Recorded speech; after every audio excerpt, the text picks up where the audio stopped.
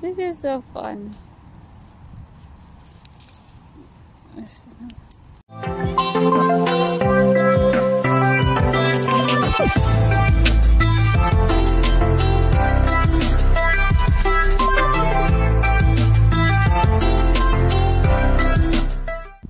So hello people, yes, it's unexpected. We are just came from the other farm and now we drive past these pecan nut trees, this one, and there's plenty fruit, and now we are going to harvest them.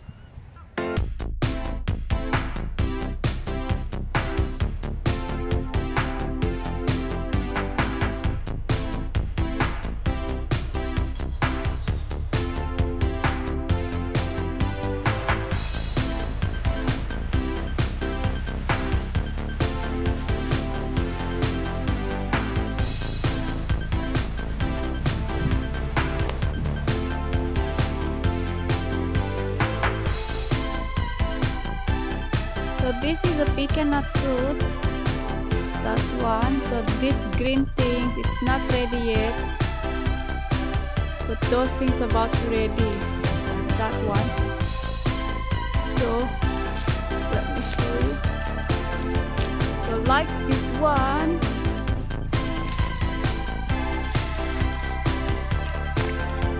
the fruit is about to fall. That one is ready now, which is I just took it like that one. So that's the seed, and we already started collecting them, and there's a bunch of them. That's only like one tree, all of it. And look on the ground, there's plenty of them, like those things, all of those. I'm going to pick them. Okay, this one is ready. There, this come off, and another one. There.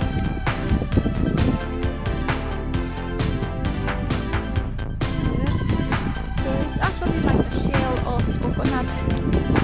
Like that. So this one also it's ready. So they are big ones there. And we already have 20 inside the bag.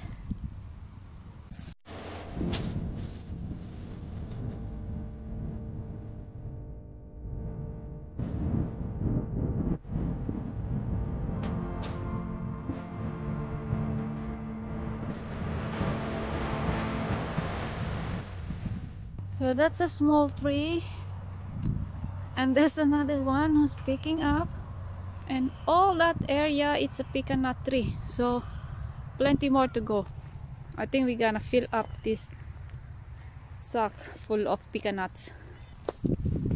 At dahil wala akong taga-video, di syempre sariling sikap ang mangyayari dyan. So, sinet up ko yung camera para makuha ko ang sarili ko, diba? Na parang feeling ko ang sipag-sipag ko mga mulot ng pecan nut. Pero sa totoo lang, yung mga pinulot namin yan, hanggang ngayon di pa rin kinakain. Kasi nga ang hirap siyang kuhanin sa shell niya, kasi the shell is so thick and hard. So, it's a mission para buksan yung nut. Pero masarap siya kung iaano mo siya, kung ipa-fry mo siya. Very nutty taste, which is yummy. Pwede rin siya sa baking, pwede mo rin gamitin. Minsan, yung iba ginagamit daw sa pagluto, ewan ko, pero di ko pa siya na-try. So, syempre, pag kunwari, para may pang video, diba? So, ganun talaga ang pakay nito. So, yung ibang trees, dyan na nakikita nyo, yung parang kalbo, almond tree yan. Tapos, yung nasa likod din na madaming dahon. Ano yata yan? Ano nga yan? Almond, yung isa... pear pala, pear yan, pear tree. So, ayun, parang ganyan lang. Pero, itong farm na to, sa kapatid pa rin ng boss ko. Ayan, dumadaan kami dito. Kami lang taga-ubos ng ano nito, taga-ubos. Masaya kasi siyang, mamulot. Wala, parang nag-e-enjoy ka lang kasi ang dami sa ground na makikita mo na pinupulot-pulot lang. Tapos dun sa kabila naman kila Ampon, mas malaki yung tree dun, yung parang giant tree siya. Yun ang dami-dami talaga makukuha dun, sako-sako makukuha mo dun kasi wala namang kumukuha. So baka yun ang isusunod ko pag wala na akong makantet. Pupuntahan ko yung kila Ampon at ako ang mamulot lahat nun. Tapos ibenta ko, mahal kaya per kilo niyan dito kasi bihira naman ang may tanim niyan. Kaya ganun lang. Para may magawa lang minsan. Sayang ngayon sana ako lalabas kaso nga lang mas okay na mag-edit. O diba, kailangan ganyan, may eksena, tumatayo-tayo, ganyan. Pero sa trees, sa puno niya din, madami pa rin pwedeng i-harvest kasi hindi nahuhulog lahat. So kailangan i-shake mo yung tree para mahulog yung nuts. Kaya, pero kung masipag, ganyan nga, tiyagain mo na lang siya. Kuhanin mo sa shell niya mismo. Kasi yung shell niya rin para siyang coconut shell na maliliit lang, ganun. So, may shell siya, tapos susunod meron pa isang hard shell din bago mo makuha yung laman. Diba? Pasakit pero masarap. Ganyan lang. Ganun lang ang pecan nut na wala ata sa Pinas yung ganyan. Ang alam ko nakikita ko sa Pinas is pili nut. Yun, pili nut. Masarap yung ganun sa Pinas natin eh. So, ayun, next level na tayo para makatapos. Pangpahaba lang to para makapasok sa, alam na, mission, ganun.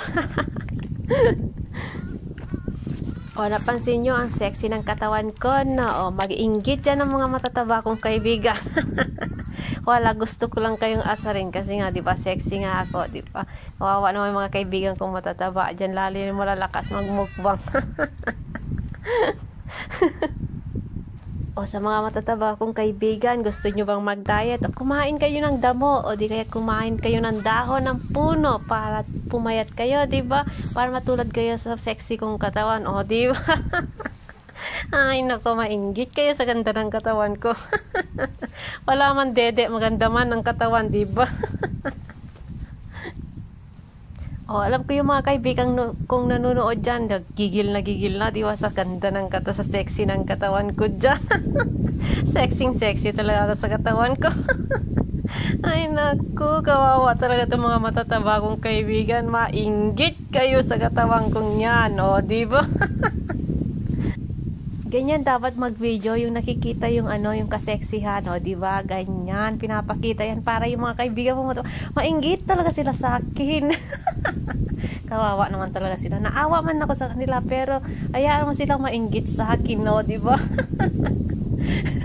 Oh, yung mga dyan, yung mga matataba dyan, no, hindi ko sinasabing mataba kayo, pero mataba nga talaga kayo, di ba?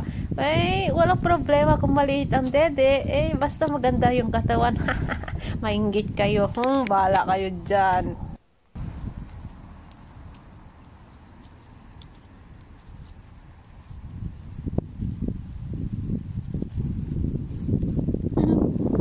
This one is not too high.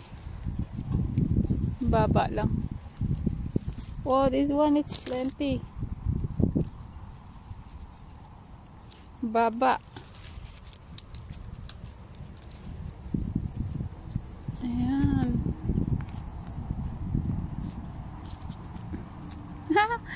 This is so fun.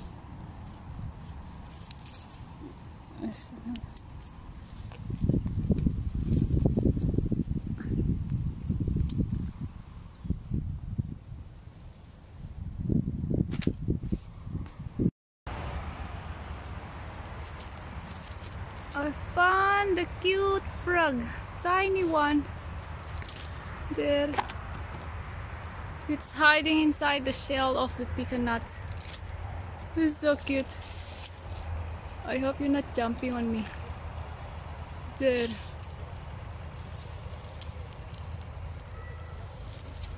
So tiny.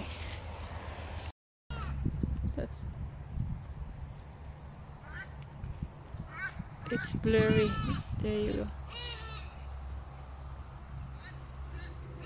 Ew.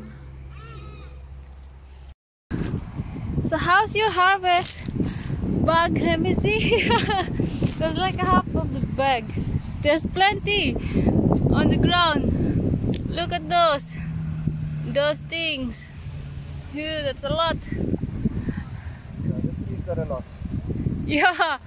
Oh, I can see all those black things on the trees. Those are fruits.